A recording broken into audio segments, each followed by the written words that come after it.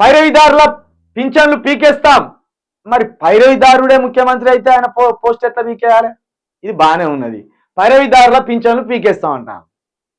మరి పైరవిదారుడే సోనియా గాంధీ గారి దగ్గరికి పోయి పైరవి చేసుకొని ముఖ్యమంత్రి సీట్ తీసుకొచ్చుకున్నాడని ఈ రాజకీయ వర్గాలలో ప్రచారం సాగుతుంది. మరి దీన్ని ఏం చేద్దాం? ముందు ముఖ్యమంత్రి గారిని పీకేద్దామా?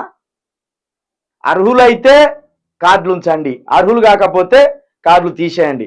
కొత్తగా 60 నుంచి 80 లక్షల మంది రేషన్ కార్డు కోసం అప్లై చేసుకున్నారు. వాళ్ళకి ఇస్తారా ఇవ్వరా, అర్హులు ఎవరో అది తెలుసండి.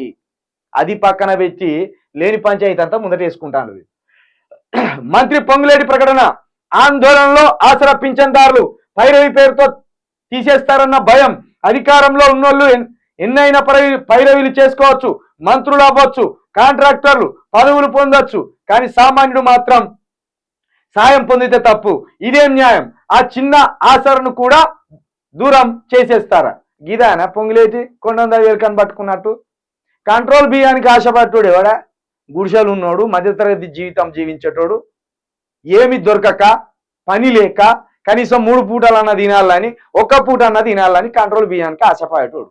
ఇక కంట్రోల్ బియ్యంలో ఉన్న పైరవిదారులు కోట్ల స్కామ్లు చేసేటోళ్ళు ఉంటారా? కంట్రోల్ బియ్యంలో కోట్ల స్కాములు చేసేటోని ఎవరిని పట్టుకోవాలి ఇంతవరకు?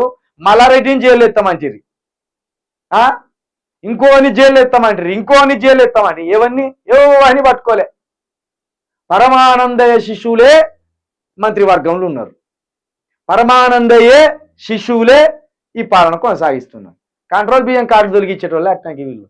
1000 స్కామ్, అది 10 కోట్ల స్కాము, లక్షల స్కామ్. అది 25-35 కిలోల దొడ్డు బియ్యం తింటే ఏం బా గవల మీన మీ కథ.